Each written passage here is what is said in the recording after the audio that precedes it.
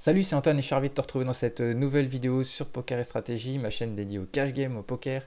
On va aujourd'hui continuer la deuxième partie de la vidéo. Si tu n'as pas vu la première partie, des 12 conseils que je peux donner aux joueurs de micro-limit pour arrêter de perdre, être au moins break-even, ne plus perdre, voire même, c'est encore mieux, de gagner de l'argent sur ces limites, bah, tu peux voir peut-être s'il y a des conseils qui sont utiles, que tu n'appliques pas. Voilà, et c'est vraiment important. Donc deuxième partie, si tu n'as pas vu la première, encore une fois, tu peux aller la voir après, c'est pas gênant. Et encore une fois, je t'invite dès à présent à liker cette vidéo tout de suite, c'est gratuit pour toi, ça coûte rien, ça fait un clic. Et moi, ça m'encourage à continuer dans cette voie de partage d'informations gratuitement. Tu peux t'abonner à la chaîne, comme ça tu vois mes vidéos dès que j'en sors, et qui vont t'aider à progresser et à battre ces limites-là. Puisque moi, ça fait des années que j'y arrive, donc c'est faisable. On peut monter une bankroll en partant de rien, on peut pas avoir besoin de mettre la carte bleue toutes les semaines.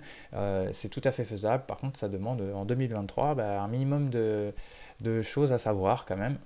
En tout cas, si tu n'arrives pas à progresser, tu n'arrives pas à atteindre tes objectifs tout seul, tu as mon adresse mail ici, tu vas l'avoir sous chaque slide, tu me contactes et voilà, on fait connaissance, on voit où tu en es, on regarde un petit peu ton niveau, tes difficultés, ce que tu voudrais atteindre, ce que tu attends de moi éventuellement dans le cadre d'un accompagnement, et puis on verra ensemble si c'est adapté, je te le dirai, ce que je peux te proposer, et puis après tu fais ton choix, c'est sans engagement, voilà. Donc par contre, si tu me contactes, il faut que tu sois déjà quand même motivé à travailler un minimum et ouvert à cette possibilité éventuellement de travailler avec moi. Je t'explique de toute façon tout ça plus en détail à la fin de cette vidéo.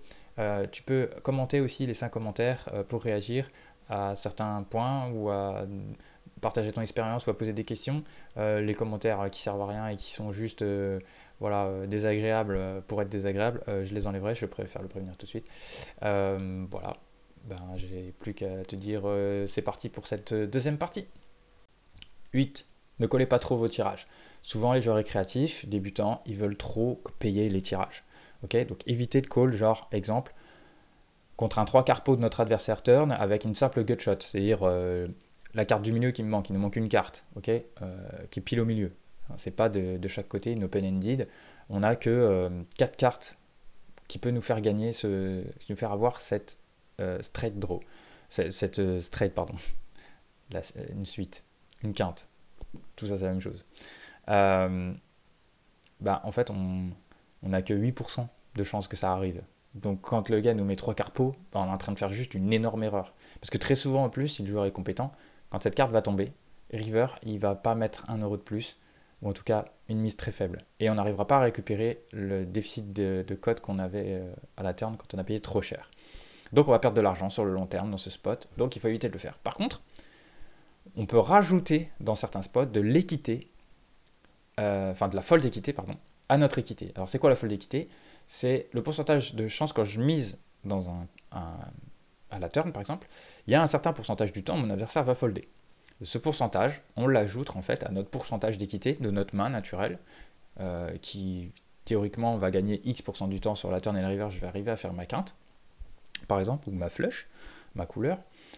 Et donc, si je rajoute un peu de fold d'équité à ça, ça augmente et ça peut faire passer à plus de 50% théorique cette mise que je fais. Et du coup, là, ça devient intéressant. Okay, donc, si je sais que mon adversaire peut folder, parce que c'est pas un calling station, parce que il a montré de la faiblesse, par exemple, il a ses bet au flop et il se met à checker la turn, et que quand il fait ça, très souvent, quand je mise, il fold, et en plus, moi j'ai un tirage, je peux le jouer agressivement. Okay, je peux check raise au flop, hein, versus un petit sizing, comme je l'ai dit, le gars il fait 75% de ses bêtes, j'ai un tirage, une gut shot par exemple, plus une overcard, bon, j'ai un peu d'équité, je vais check raise, et comme ça, je vais rajouter de la fold d'équité à mon équité. Je peux gagner soit le coup tout de suite, soit améliorer ma main à la turn, et puis après j'avise, s'il me call, à la turn, on voit est-ce qu'on a regagné de l'équité, est-ce que j'ai touché une paire, avec mon overcard par exemple, et que je peux continuer de miser, est-ce que j'ai un draw avec plus d'out encore, voilà. Il y a plusieurs possibilités. Ou est-ce que j'ai pas eu mon backdoor qui est rentré à la turn, donc du coup finalement j'ai une main qui est complètement éclatée, j'abandonne et je check, turn et je give up, c'est-à-dire que s'il mise, je m'en vais. Voilà, donc c'est un peu comme ça qu'on commence un peu à jouer plutôt ces tirages, plutôt que simplement call, call, call, et j'ai pas touché, je fold. Ça coûte cher ça. Donc sauf les gros draws, hein, encore une fois, ça peut être un peu différent. Open-ended, donc je peux gagner avec 2 cartes, faire ma quinte, si j'ai un flush draw en même temps, ou je sais pas moi, donc c'est un flush draw plus trade draw, ça c'est bon, ou c'est flush draw avec 2 overcards, donc j'ai de grandes chances de repasser devant mon adversaire. Voilà, donc ça c'est ok, on peut éventuellement plus call, mais les autres, attention. Pas trop s'accrocher avec ces tirages. Jouer un maximum en position. En neuvième conseil que je pourrais donner, c'est la position, la position, la position. C'est là qu'on gagne l'argent au poker de manière la plus simple. Donc éviter de se retrouver OOP, c'est-à-dire hors de position. C'est-à-dire je dois toujours post-flop parler avant mon adversaire. Ça, c'est chiant. Et encore pire sans l'initiative. Alors si on n'a pas l'initiative et qu'on n'a pas la position, typiquement le joueur open cutoff, je défends ma big blind, c'est un des pires spots. Parce que, mais bon, il faut la défendre quand même, mais relativement souvent. Mais c'est un spot difficile, parce qu'on n'a pas l'initiative pré-flop, on n'a pas été le dernier relanceur pré-flop, et en plus on n'a pas la position. Donc on doit tout le temps parler en premier, et c'est l'autre qui nous a agressé. C'est les spots les plus compliqués. Et encore pire dans les pots 3 bêtes. Okay, quand je suis cut-off, je me fais 3 bêtes par le bouton, je défends, parce qu'il faut défendre cette main-là, c'est un spot très compliqué. On n'a pas la position, on n'a pas l'initiative, et on est dans un pot 3 bêtes. Donc c'est plus du tout les mêmes ranges. Ok, spot très compliqué, on évite ça. Maintenant, on ne peut pas ne pas le faire. Hein. On est obligé de les jouer aussi, des fois. Mais il faut éviter. Donc, par contre, il faut être actif quand on est au bouton, du coup. Parce qu'on sera toujours en position, donc IP, in position, sur nos adversaires post-flop. Donc, c'est la position la plus rentable au poker. Okay, donc, dans ton tracker, tu vas le voir, ton big blind 100 au bouton, ça doit être le meilleur de toutes les autres positions quand tu as joué un grand nombre de mains. Okay, donc, ce qui ne veut pas dire non plus qu'il faut tout le temps call ou tout le temps open au bouton, ça dépend, comme je l'ai dit. Maintenant, tu as 2 nits en small blind et big blind, tout le monde a foldé, tu peux ouvrir toutes tes mains, parce que tu vas gagner de l'argent pré-flop. Enfin, il ne faut pas faire n'importe quoi post-flop après, hein, mais déjà pré-flop, tu peux gagner de l'argent. Et puis, voilà, si un régulier est ouvert à ta droite, il y a un gros récréatif en big blind, tu peux coller pas mal de mains à potentiel pour laisser rentrer le récréatif dans le coup. Et tu seras en position sur les deux joueurs, tu pourras aviser post-flop si tu as une bonne main à continuer ou pas. Voilà, donc le bouton c'est vraiment le top du top. Mais la position c'est déjà super, même si on est cut-off en position sur les blindes, c'est déjà top. Donc voilà, donc UTG, MP, voilà, c'est pour ça qu'on joue des mains, on joue un range de mains très resserré, on joue strong. Si tu débutes, c'est pas grave si tu es super neat à ces positions-là. Ça va t'éviter de faire des grosses erreurs. Et si jamais le bouton ou le cutoff il te colle, c'est pas un problème, tu as des mains fortes, tu vas pouvoir bien te débrouiller post-flop. En 10e conseil, je dirais de ne pas jouer trop de tables en même temps. Et ça, c'est une erreur, mais majeure chez la plupart des joueurs de micro-limite. Donc d'abord, il faut apprendre à bien jouer avant de vouloir multitabler. C'est vrai que les joueurs, ils entendent partout, faut faire du volume, faut faire du volume, faut faire du volume. Et donc, ils se mettent à mettre plein de tables partout. Mais en fait, ça n'a déjà pas joué la base. Ils n'ont pas un jeu déjà à peu près carré, ils comprennent même pas ce qu'ils font, ils pensent qu'ils comprennent ce qu'ils font, mais ils comprennent rien. Il faut pas le faire ça. Parce que si tu es perdant au poker à une table, mais tu vas être 4 fois plus perdant si tu mets 4 tables. Puis tu vas perdre 5 fois plus vite si tu mets 5 tables. C'est juste, tu vas pas mieux jouer. Et c'est pas la variance qui va te sauver, tu vois, si tu sais pas jouer déjà. Donc déjà, il faut jouer une table au début. Les joueurs en live, ils jouent qu'une table, hein. Ils jouent pas 4 tables en même temps. Donc on joue une table. Donc c'est possible de jouer qu'une table en même temps. En plus, en live, c'est du full ring. Donc c'est encore plus long. Quand on n'est pas dans un coup, il faut attendre. Ok. Là, on est sur du 5 max, 6 max. Ça va super vite, un coup. On attend et puis on regarde ce qu'ils font. Et puis on prend des infos. On dit, ah tiens, il a fait ça comme ça. Il a fait un bluff, tiens, avec tel montant. Ok, je prends la note. On a le temps. Ah bah lui, tiens, il a valorisé cette main-là forte avec tel montant. Je prends la note. Tiens, d'habitude, il fait pas ça. Ok. Ah, il a check raise, il avait telle main. Ah, il a 3 bêtes à cette position, il avait telle main. C'est bizarre, normalement, c'est... Voilà. Ah, ben lui, il fait des 3 bêtes light. Et il a des mains faibles dans ses 3 bêtes. Ok. On prend des notes, quoi. Et on regarde ce qui se passe. On s'intéresse au jeu, on s'intéresse au profil adverse. On rentre dans la tête de nos adversaires. C'est quoi leur profil? Une table de poker, il y a déjà... Moi, des fois, je le fais, hein, encore aujourd'hui. Je mets une table, 2 tables, pour me focus sur des joueurs, pour me forcer de temps en temps, ou en début de session, ou... ça me permet de me focus complètement sur qui fait quoi à chaque street, quoi. Et je prends des notes, je prends des notes, je prends des notes. Et puis après, des fois, on peut ajouter des tables. Mais même moi, c'est un exercice que je fais encore souvent. Et si on se fait chier à une table, bah, c'est que c'est pas un jeu pour nous. Ou alors c'est qu'on fait pas ce qu'il faut. On va pas chercher toutes les infos. Parce que normalement, il y a toujours quelque chose à observer, à faire, même à une table. Voilà, il y en a, ils jouent 4 tables, ils pastillent même pas les joueurs, quoi. C'est la base, quoi. Donc, je le dis, si vous perdez et que vous êtes break-even alors que vous jouez qu'une table, voire 2 tables maximum, tant que vous ne devenez pas gagnant sur un nombre de mains suffisamment grand. Je vais y arriver. Voilà. Donc, une fois qu'on joue une table, 2 tables, qu'on a fait plein de mains suffisamment, ça fait X temps qu'on joue, on a accumulé un grand nombre de mains, on le voit dans notre tracker, on est gagnant, ça se passe bien. Ok, on peut rajouter une table. Voilà. Et c'est avec ça, en rajoutant une table, on attend, on joue, 3 tables, voilà, ça se passe bien. Ok, on peut rajouter une table. Voilà. Ah ben tiens, là c'est bon, je peux monter de limite. Je redescends mon nombre de tables. Je monte de limite. Je diminue mon nombre de tables. Faut que je me refocus, que je sois concentré. Je mets qu'une table. Voilà. Puis après, ça se passe bien, ma bankroll remonte, le shot se passe, je mets 2 tables. J'accumule des données sur mes adversaires jour après jour, tac, c'est bon, je les connais mieux, 3 tables. Voilà. Mais, mais ça sert à rien de mettre 6 tables tout de suite. 6 tables, c'est quasiment une décision à la seconde. Voilà, ça va aller trop vite. Et ce qui va se passer, c'est que tu ne vas pas réfléchir à ce que tu fais, tu ne vas pas réfléchir à ce que font les autres, tu ne vas pas avoir le temps de réfléchir aux adaptations dans un spot, parce que ça clique, ça pop-up à gauche et à droite, il faut continuer de cliquer sur les autres mains, continuer de sélectionner des mains pré-flop, continuer de faire un bon sizing de 3 bêtes à droite, ah bah la all-in, il y a un all-in river à droite, c'est close, c'est compliqué, je suis pas sûr s'il faut que je paye, et puis en même temps, il y a un squeeze là, c'est juste pas possible, tu vas cliquer comme un bot, c'est ce que font plein de joueurs, et tu vas prendre des mauvaises décisions, alors que tu pourrais jouer beaucoup mieux, ça se trouve, si tu n'avais qu'une seule table ou 2, et que tu étais bien focus. Donc apprendre à marcher avant de vouloir courir, ça paraît un peu logique. Okay, donc plus tu auras de tables, moins tu seras bon, et ça va bloquer ta progression. Et il y a plein de joueurs qui stagnent comme ça à des limites parce qu'ils jouent trop de tables. Bon, alors ils se contentent parce qu'il y en a certains, ils arrivent à gagner X euros par mois, ils sont contents, ils font du volume, mais ça fait 5 ans, 10 ans qu'ils sont là, quoi. Ils bougent pas. Moi j'ai eu ce problème là en fait, entre autres le fait de ne pas travailler assez mon jeu, d'être feignant mais, pendant très longtemps, mais voilà, je jouais quand même pas mal de tables aussi, ou 4 tables de zoom par exemple, de GoFast, c'est le pire. Même encore aujourd'hui, moi j'ai voulu faire du volume, quand je mets 4 tables j'ai ma redline qui tombe, voilà. Et quand je fais 2 à 4 tables classiques, ça va un peu moins vite du coup, ma redline tombe beaucoup moins, flat, des fois elle remonte, ce que j'arrive pas à faire en GoFast par exemple. Parce qu'encore une fois, on manque d'infos, comme je l'ai dit au début, il y a plein de trucs qui fait qu'on peut pas exploiter les spots à fond, alors qu'en table classique, on est à l'aise. Voilà, on sait ce qu'on fait. Donc, 4 tables de GoFast, c'est mort. Au pire, c'est 2 tables de GoFast, mais pas plus, quoi. Mais ne mets pas 4 tables. Ça va pas marcher. Donc, bah, tu vas juste faire plus de pertes financières. Et puis, tu vas augmenter, le problème, c'est que tu vas augmenter aussi ta frustration, ton stress, voire le dégoût du jeu. Tu vas t'énerver, tu vas être déprimé, ça va te... En plus, ça va... Généralement, on fait pas de ça entre le poker et notre vie privée, donc après, ça impacte ta vie privée. Voilà. Donc, du coup, tu n'as plus envie de jouer, tu perds le goût, ça t'intéresse plus, tu dis que c'est que de la chance, que les autres, ils ont plus de chance que toi, mais non. Faut savoir, hein, si tu regardes demande un grand récréatif de fou, enfin, comment dire, un joueur qui joue 50-20, il joue 50% de ses mains préflop, demande-lui de montrer son compte, son tracker s'il en a un, ou son compte bancaire, tu vas voir, il crame de l'argent.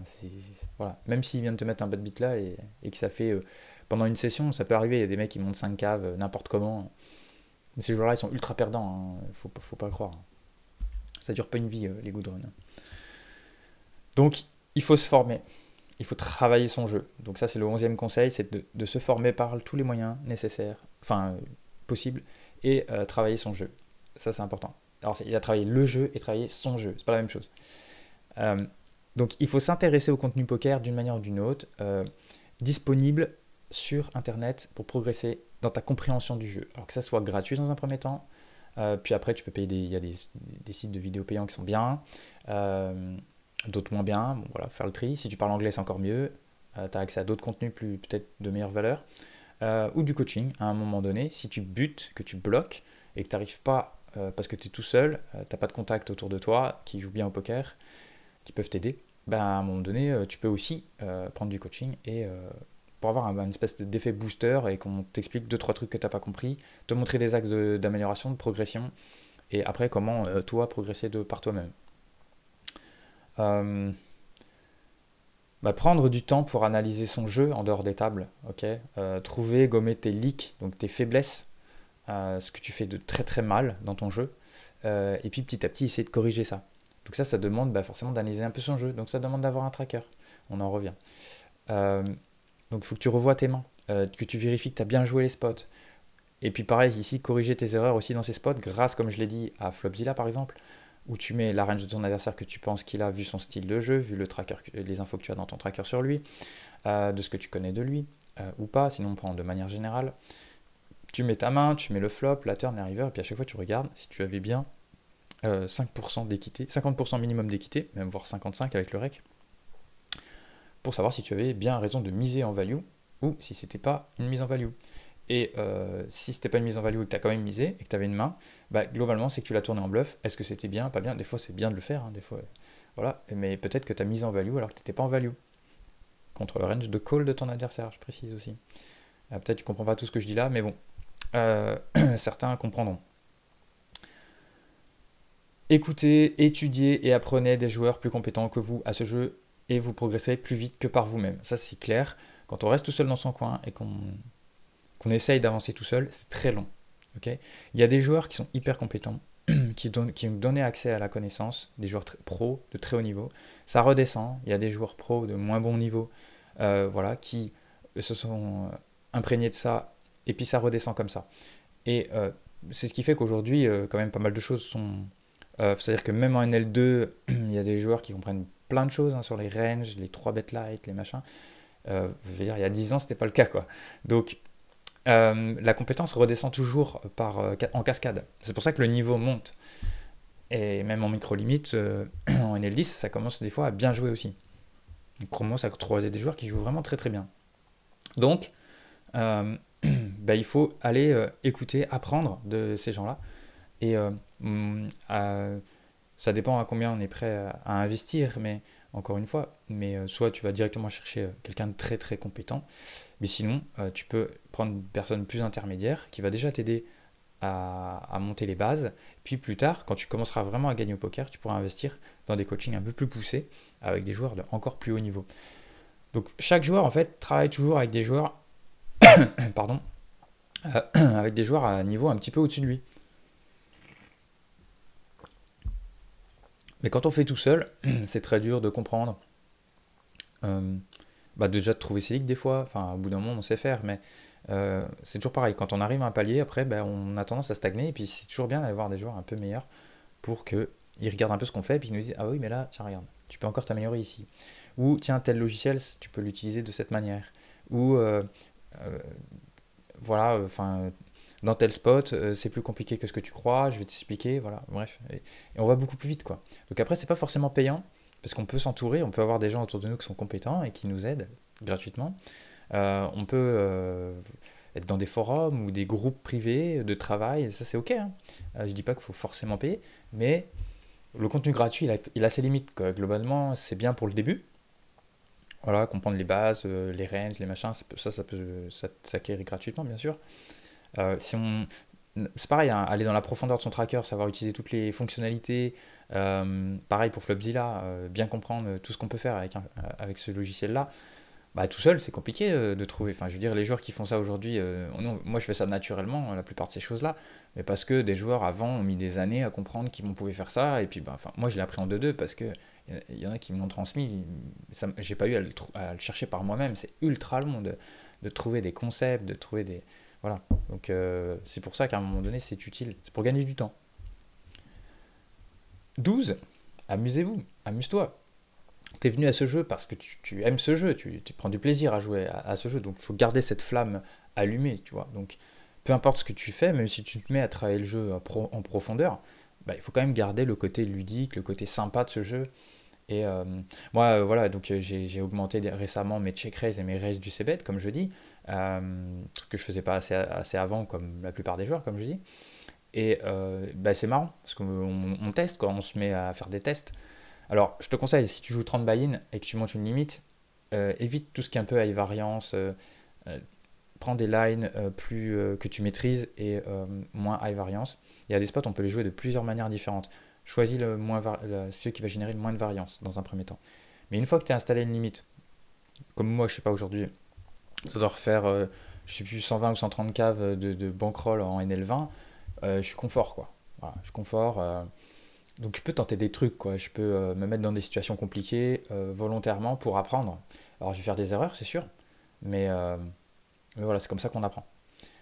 Euh, et on continue de prendre du plaisir aussi, c'est ça que je voulais dire. Voilà. Donc il faut travailler sur soi-même pour ne pas tilter, hein, parce que ça aussi c'est un gros problème chez les joueurs de micro-limites notamment. C'est de tilter pour tout et pour rien en 2 secondes, des fois pour des choses qui n'en valent pas la peine ou qui n'y a pas de lieu. Mais bon, je sais que c'est plus fort que nous et que ça vient, c'est facile à dire. Mais parce que ça va te faire perdre 1 tonne d'argent. Mais alors 1 tonne. Tous les types de tilt, ça fait perdre 1 tonne.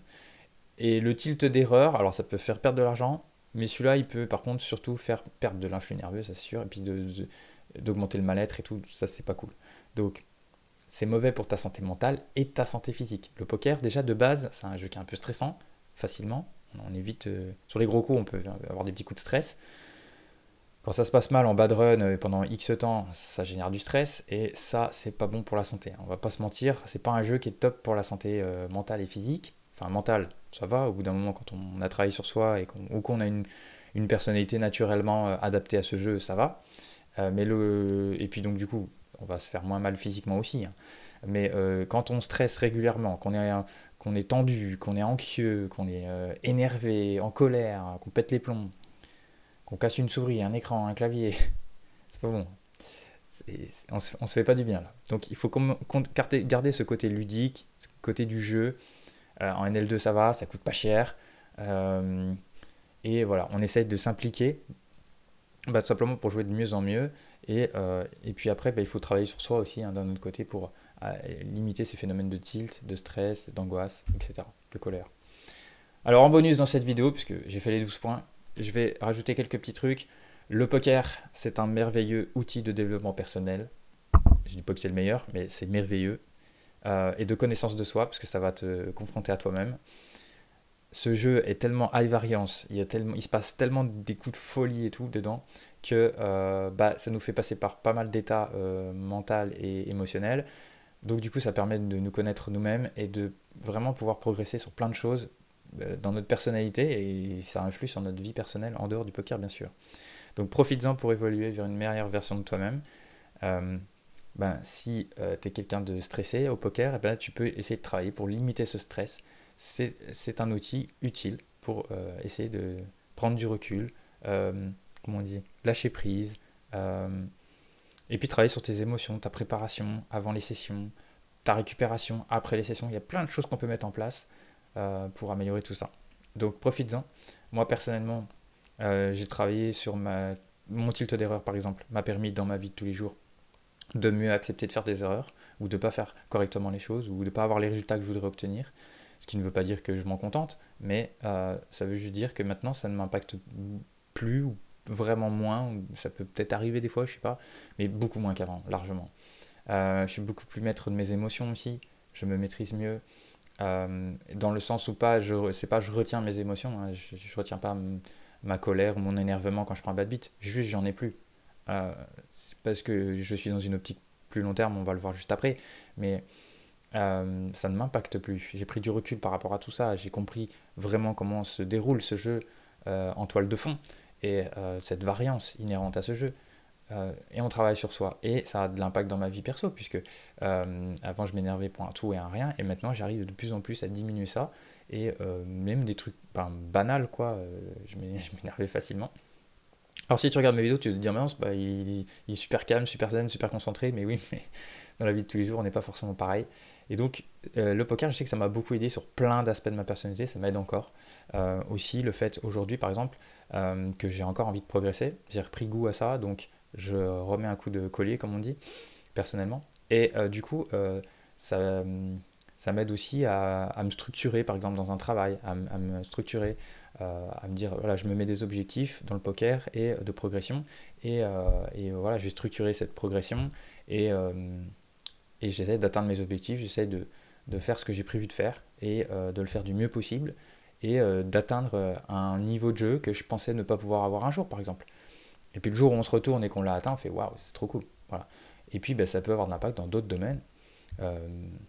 Apprendre une langue étrangère, préparer un voyage qu'on a toujours voulu faire et qu'on fait pas. Enfin, ça peut être plein de trucs. Lancer une entreprise, ça fait toujours. On a toujours rêvé d'avoir un projet entrepreneurial, on l'a jamais fait parce qu'on a peur. Et du coup, là, on commence à prendre confiance en soi. Ça peut améliorer la confiance en soi. Donc, bref, plein de choses. Comporte-toi au poker comme un compétiteur. C'est une compétition. Dès que tu t'assois à une table de poker, quelle qu'elle soit, avec de l'argent, les autres joueurs, ils veulent te prendre ton argent. Et c'est exactement ce que toi, tu veux faire aux autres. Évidemment, à travers ça, on joue à un jeu, on est des gentlemen, on a mis des règles en place, on joue avec un jeu de cartes et des jetons. Mais ces jetons, c'est de l'argent et tout le monde veut te piquer ton argent, ça c'est clair. Et toi, quand tu viens, c'est un peu au fond ce que tu veux faire aussi. Même si tu as envie de jouer aux cartes, tu veux quand même gagner de l'argent avec. En tout cas, ne pas en perdre. Donc, tout le monde est dans une espèce de compétition. Et donc, il faut que tu te comportes comme un compétiteur. Maintenant, après, à toi de mettre le niveau où tu veux. Y en a, ils veulent juste s'amuser et pas perdre d'argent. Ok, c'est ok, il y a le droit. Aucun problème. Il y en a, ils s'en foutent, ils veulent juste jouer et ils perdent d'argent, ils s'en foutent. C'est ok aussi, ils ont le droit. Il n'y a rien qui est interdit. Ne laissez rien au hasard, par contre. Enfin, si tu veux gagner à ce jeu, tu dois rien laisser au hasard et tu dois bosser. Voilà, comme un compétiteur. La variance, elle est déjà suffisamment grande et présente dans ce jeu pour que tu n'en rajoutes. T'as pas à en rajouter, ok? Le tilt, ça rajoute de la variance. Ne pas bosser son jeu et faire des grosses boulettes tout le temps et répéter 15 fois les mêmes erreurs, ça coûte une tonne. Ça rajoute de la variance. Jouer à une limite qu'on maîtrise pas, qu'on bat même pas les 4 limites en dessous, ça rajoute de la variance qu'il n'y a pas besoin. Jouer une limite alors qu'on n'a pas la bankroll suffisante, ça rajoute du stress, ça rajoute de la pression. On joue pas comme on devrait, ça rajoute de la variance. Tout ça, c'est mauvais. Tout ce que j'ai dit dans cette vidéo, c'est mauvais. Se mettre à jouer trop de mains alors qu'on ne maîtrise pas les aspects post-flop, ça rajoute de la variance, ça fait perdre. Enfin, tout ça augmente la variance. C'est pour ça que les joueurs, à chaque fois, ils disent « Ah, je suis en bad run, je suis en bad run ». Il y a des joueurs, ils sont tout le temps en bad run, quoi. Parce qu'ils mettent tout dans le bad run. Mais le bad run, c'est juste, genre tu es tout le temps devant, tu perds, quoi. Voilà, tu mets all-in, tac, tu es devant, tu perds. T'étais devant à la river quand vous avez misé, à la turn quand tu as misé, river ça check parce qu'il a voulu slow play, il a touché ses quatre cartes. Toi tu check back, t'as perdu, ok, t'étais devant, machin, ça c'est du bad run.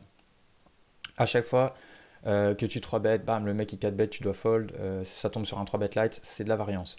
C'est du bad run. Tu 4 bet, le gars il all-in, alors que tu sais que c'était bien ce que tu avais fait et que très souvent il va folder, et là il fait all-in. Ça fait partie de la variance, ça fait partie du bad run, on va dire.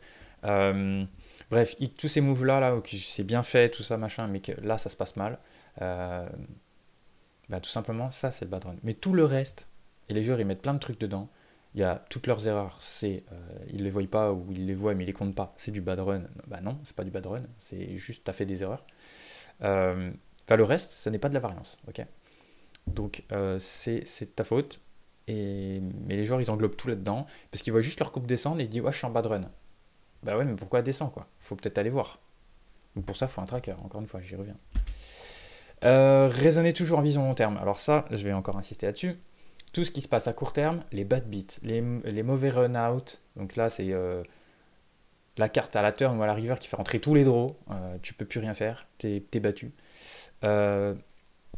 Les bad runs, mais les vrais bad runs comme je viens de décrire, etc. C'est toutes ces choses-là. Ça, c'est que à court terme. On s'en fout. Mais on s'en fout royal. Ce qui compte, nous, c'est le long terme. Si on prend des bonnes décisions, la plupart du temps, qu'on fait faire des erreurs le maximum à nos adversaires dans les spots, à long terme, on va gagner de l'argent. Donc à court terme, on en a gagné, même si on vient de perdre une cave. On vient de gagner de l'argent si on a fait faire une erreur. Par exemple, on part à tapis à 70% de chance de gagner ce coup. Notre adversaire n'a que 30% de chance de gagner ce coup. On est parti à all-in au flop. On vient de gagner de l'argent, même si on vient de prendre un bad beat, même si le gars vient de gagner le pot, on vient de gagner de l'argent. Par contre, la photo à l'instant T présent de notre compte vient de perdre une cave. Oui, on vient de perdre une cave sur notre compte. Mais on vient de gagner 70% du stack adverse, moins le rec, à cet instant T. Sauf qu'on n'a pas l'argent maintenant, mais on l'aura plus tard. Parce qu'on va toujours croiser soit ce joueur, soit d'autres joueurs, qui referont ces erreurs-là. Et on va gagner 7 fois sur 10. Donc on va gagner de l'argent. C'est juste que là, on est tombé sur les 30%, on perd. Mais le problème, c'est que la plupart des gens, ils se focus sur ces 30% à cet instant T parce que ça vient d'arriver. Et ça les fait péter les plombs, ça les énerve. Ils insultent le gars, ils disent ouais, de toute façon, moi je perds tout le temps avec telle main, machin, hein. Mais peut-être que des fois, cette main-là, tu la joues mal aussi. Tu vois, enfin, long terme, il faut réviser le long terme. Tant que tu ne penses pas long terme à ce jeu, tu vas péter les plombs, tu vas devenir fou. Parce que franchement, quand on s'énerve contre un ordinateur, qu'on casse une souris, un écran, un clavier, ou juste qu'on parle à haute voix aux oiseaux, comme on dit, juste là, on est fou à ce moment-là. À cet instant-là, on est fou. Pendant quelques secondes, mais on est fou. Et donc, et à force de le faire, comme je dis, ça atteint la santé mentale. Il y a des gens qui souffrent des jeux d'argent et tout ça. Donc, c'est pas non plus anodin.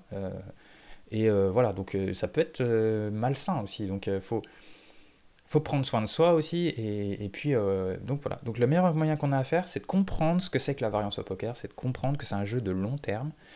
Et que si on a pris des bonnes décisions, c'est ok. Si on a bien joué le spot, c'est ok. Si on a fait une erreur, c'est pas grave. Par contre, il faut aller la bosser. Il faut comprendre pourquoi on a fait cette erreur, qu'est-ce qu'on n'a pas compris. Puis une fois qu'on l'a compris, faut aussi aller au-delà pour pouvoir ne pas la refaire. Comment je vais faire pour ne pas la refaire? Voilà. Et ça, c'est le boulot. Et il faut le faire. Donc il faut bénir la présence de ces mauvais joueurs à nos tables. Voilà. Bénis soient les joueurs récréatifs. Le jour où il n'y en aura plus, il n'y aura plus de poker. C'est fini. Hein, le jour où il n'y a que des règles, c'est fini. Il n'y a plus de poker. Il y aura de l'argent pour l'État et la room, mais il n'y aura plus d'argent pour nous. Parce que c'est les joueurs récréatifs qui perdent de l'argent à long terme et qui amènent de l'argent dans la room. Et cet argent remonte de limite en limite jusqu'au pro en haut. Parce que des joueurs comme moi, par exemple, vont monter de limite, je vais perdre, hop, je redescends. Et j'ai fait monter de l'argent aux limites au-dessus, à des joueurs qui, eux, gagnent à cette limite. Et ces joueurs qui gagnent à cette limite vont un jour aller jouer au-dessus. Et ils vont perdre un petit peu, et ils vont faire gagner à des joueurs qui sont dessus. Et c'est comme ça que l'argent remonte. Et à chaque fois, il y a du prélèvement à la source. Ok? Donc, il faut beaucoup de joueurs en bas pour qu'il y ait des joueurs en haut. Donc, c'est ces joueurs-là. Maintenant, à court terme, ça peut être très frustrant, oui. Des fois, le fiche, pendant 1 heure, il est à la table, il run, il fait n'importe quoi, il gagne tout. Ça arrive, c'est comme ça. Nous, on doit juste bien jouer en face. Juste on joue bien, parce que ça peut s'arrêter à tout moment. Et on peut tout le reprendre à tout moment. Peut-être il va s'en aller, il aura pris 4 caves, il s'en va. C'est pas grave, on va chasser une autre table, il y en a un autre quelque part. Et si ça nous a impacté psychologiquement, on arrête de jouer. Et on revient plus tard, plus frais, plus dispo pour bien jouer. C'est comme ça qu'il faut voir le poker. Ce n'est que ça. Du long terme. Et bien comprendre ça, hein, cette idée que quand je gagne, admettons, j'ai fait une petite erreur, admettons. C'était moi qui avait 40%, le gars il avait 60%. Ou alors sur son range global, je me dis que c'était bon. Mais sur ce coup-là, bon, j'avais que 40%. Je suis tombé sur la mauvaise main de son range, par exemple. C'est pas grave. Je gagne le coup. Eh ben, je dois pas non plus m'extasier voilà, du truc, parce que à long terme, ce coup-là, enfin juste cette main-là contre cette main-là, hein, parce que encore une fois, c'est une sorte de range. Si dans son range c'est bon, c'est bon. Mais si je répète ce coup-là trop souvent, je vais perdre de l'argent. Donc là, je viens de perdre de l'argent en vrai. Ok. Donc ça veut pas dire que j'ai fait une mauvaise erreur encore, que j'ai fait une erreur, une mauvaise décision encore une fois. Attention, c'est plus complexe que ça. Mais quand moi-même je fais une grosse boulette, admettons, et que je gagne le coup, eh bien à long terme, je viens de perdre de l'argent. Ok, donc je ne dois pas être content. Il faut éviter de faire des erreurs. Ok. Maintenant, sur mon compte, à court terme, j'ai une provision sur frais en fait. Je viens de gagner de l'argent, mais si je continue comme ça, je redonnerai cet argent, tôt ou tard. Ok. Donc, et pareil, quand on perd, mais qu'on était devant, c'est pas grave. On vient de perdre de l'argent, mais on vient de gagner de l'argent à long terme. On va avoir un retour sur investissement plus tard. Pas de souci. Tant qu'on est là, tant qu'il y aura des joueurs faibles qui font des erreurs devant nous, et qu'on joue bien, on imprime de l'argent. Donc d'ailleurs, dans un tracker, on peut enlever la courbe verte des gains réels, on peut enlever les autres courbes, on laisse juste la courbe de V, et si cette courbe-là monte sur toute l'année, elle monte, alors il y a des moments où elle va descendre et tout avec les bad runs, mais que globalement elle monte, cette courbe jaune-là, elle monte, le V, là, positive, c'est bon. On est en train de gagner de l'argent en jouant. C'est tout ce qui compte. J'arrête là-dessus. Voilà, on arrive vers la fin de cette vidéo. Il ne me reste plus qu'à te souhaiter une bonne progression à toi, un bon grind. Encore une fois, on ne part pas de cette vidéo sans liker. Tu peux également laisser un commentaire, réagir, partager ton expérience, réagir à ce que j'ai pu dire. Voilà, je préviens juste que tous les commentaires inutiles, haineux et tout ça, je les enlève. Je les enlèverai. Mais voilà, pour tout le reste, tout ce qui est constructif, partage d'expérience et tout, tu es le bienvenu. Mets un commentaire, je t'encourage à le faire. Et j'aime bien répondre à vos commentaires. À t'abonner à la chaîne, hein, si ce n'est pas encore fait, pour que tu puisses profiter de tout le contenu que je peux poster chaque semaine et à l'avenir pour t'aider à progresser. Et avant de te quitter dans cette vidéo, je vais vite fait te présenter, si tu le souhaites, voilà, les différentes façons que je propose d'accompagner les joueurs de Microlimit pour qu'ils puissent atteindre leurs objectifs. Encore une fois, payer pour se faire coacher n'est absolument pas obligatoire et en Microlimit, hein, c'est juste un choix personnel. d'aller plus vite, de se sentir moins seul et qu'on nous montre aussi la voie de la progression, puisque quand on est tout seul, c'est très difficile parfois de savoir où on en est, où est-ce que ça cloche dans notre jeu, comment. Pour les joueurs expérimentés, ça paraît banal parce qu'ils ont l'habitude de trouver leur propre leak, d'aller les travailler, de chercher du contenu adapté, ou de travailler, ils sont entourés avec d'autres joueurs qui sont à un bon niveau, et voilà, ensemble ils peuvent trouver la réponse à leurs questions. Mais quand on est tout seul et qu'on débute au micro-limite, qu'on connaît rien au jeu, ou qu'on vraiment on débute et qu'on est seul, on n'a pas d'entourage proche qui joue super bien au poker, on n'a pas. Voilà. Bref, quand on connaît pas, c'est difficile de savoir comment progresser. Donc voilà, ça s'adresse aux personnes qui souhaitent en tout cas ne pas continuer seul à galérer et qui veulent, ou alors aller plus vite, gagner du temps, parce qu'on va beaucoup plus vite quand quelqu'un nous transmet son expérience. Moi je l'ai vécu, plein d'autres l'ont vécu. Quand on est avec quelqu'un qui est très compétent, on avance 100 fois plus vite, il n'y a pas photo. Donc c'est une proposition, encore une fois, c'est contre rémunération, des tarifs voilà, adaptés aux micro-limites. On peut faire du coaching live, donc toi et moi, ou on peut faire éventuellement en groupe, c'est 4 personnes maximum, pour que ça reste vraiment, que chacun en profite à fond. Mais en tout cas, sinon, c'est toi et moi. Et il y a plein de façons de faire du coaching live. Je t'expliquerai tout ça. Il y a une possibilité d'une formation complète. Alors, il y a de la théorie dedans, ou des vidéos que j'ai enregistrées où je t'explique toutes les lines post-flop, toutes les logiques pour prendre tes décisions, les sizing en fonction des cartes qui arrivent, en fonction des adversaires, en fonction des situations. Les pots multi-way, les pots limpés. Tout le jeu pré-flop avec toutes les ranges d'open, de 3 bêtes, de défense versus 3 bêtes, de 4 bêtes, les ranges de squeeze, les ranges d'ISO, les ranges face aux joueurs short stack. Bref, il y a vraiment un gros contenu théorique, pré-flop et post-flop. Et après, il y a de la mise en pratique avec moi, donc du coaching live, voilà, pendant plusieurs heures, plusieurs séances, pendant plusieurs mois, voilà, où je t'accompagne, on trouve tes leaks, on corrige le gros de tes leaks, je t'aide à appliquer toute cette théorie in-game. Il y a des vidéos aussi où moi je joue et j'explique vraiment 100% de mes prises de décision dans mes sessions. Donc voilà, il y a tout un tas de contenus comme ça, c'est assez dense et il y a vraiment de quoi performer. Voilà, donc on travaille beaucoup sur les exploits en micro-limite. Je t'explique pourquoi on dévie de la théorie. Je t'explique aussi les adaptations aux profils, différents profils de joueurs que tu rencontres, comment on essaye de profiter de chacun de leurs leaks à eux. Parce qu'on a une trame en fait théorique de line, et après des fois on doit en dévier quand même pour être encore plus dans l'exploit. Donc je t'explique tout ça, c'est vraiment complet. Sinon, il peut y avoir de l'accompagnement mental. Bon, j'en fais pas beaucoup. C'est vrai que la plupart des joueurs ils viennent, ils ont des grosses lacunes techniques et tout ça, donc la priorité c'est quand même d'être bon techniquement. On tilte beaucoup moins, plus on joue bien, donc voilà, ça va un peu ensemble. Bon, après, il n'y a pas que des problèmes de tilt hein, dans l'accompagnement mental, évidemment. Mais bon, voilà, c'est des choses où je peux accompagner aussi. Je suis coach professionnel depuis 2018, j'ai fait moi-même une préparation mentale pour moi dans un autre domaine. Et puis après, j'ai fait des préparations mentales dans le poker, mais aussi autres domaines. Donc voilà, c'est une compétence que je peux peut-être t'apporter aussi. Voilà, dernièrement, j'ai signé un accompagnement en mentorat, donc maintenant je vais le proposer. C'est ce qui convenait mieux à la personne. Donc là, c'est un accompagnement 100%, hein, là c'est mental, technique, mise en pratique, travail ensemble. Et c'est pendant un mois, enfin c'est 10 mois, mais étalé sur un an. Voilà, donc, parce que je suis généralement pas très disponible en juin, mi-mai à mi-juillet. Donc voilà, donc c'est sur un an, mais c'est globalement 10 mois à fond. Voilà, donc c'est une possibilité aussi pour les joueurs qui sont encore plus motivés et qui sont prêts à investir sur eux. Voilà, donc c'est très simple, si ça t'intéresse d'en savoir plus, tu m'envoies un mail à l'email qui est juste en dessous et je te proposerai un rendez-vous gratuit, sans engagement. On va faire connaissance. On va voir un petit peu, voilà, c'est quoi les difficultés que tu rencontres, où tu en es, c'est quoi ton niveau de poker, ton expérience, ton background, les attentes que tu aurais éventuellement, les objectifs que tu voudrais atteindre suite à cet accompagnement. Et après, en face, je t'explique plus en détail tout ça. Je te dis ce qui, selon moi, me paraît plus opportun.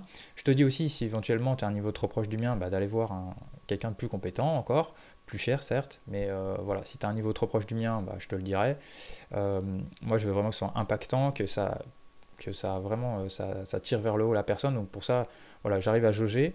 Et donc voilà, je te dirai ce qu'il en est. Puis après, bah, avec toutes les informations, les tarifs et tout ça, tu prendras ta décision, si oui ou non, tu décides de travailler avec moi et j'en serai ravi. Euh, Pareil, envoie-moi un mail que si vraiment déjà t'es vraiment intéressé quoi. Si c'est juste parce que dans ce rendez-vous on parle pas de poker, de théorie ou quoi, hein. C'est vraiment on fait connaissance. À la limite, tu partages ton écran, je regarde un petit peu si tu as un tracker, je regarde un petit peu les statistiques, deux trois mains, enfin voilà, pour voir un petit peu où tu en es. Mais sinon c'est essentiellement de l'échange pour faire connaissance et avec ce que tu me dis, moi je t'explique mes offres plus en détail et après tu fais ton choix d'intégrer ou pas dans cette forme d'accompagnement, peu importe le choix que tu feras. Voilà, donc encore une fois, merci d'avoir suivi cette vidéo jusqu'au bout, de me suivre sur ma chaîne, de liker les vidéos, d'y commenter, de t'abonner. Et voilà, ben, encore une fois, bonne progression à toi, good luck au table, et je te donne très vite rendez-vous dans une future vidéo sur Poker Stratégie. Salut!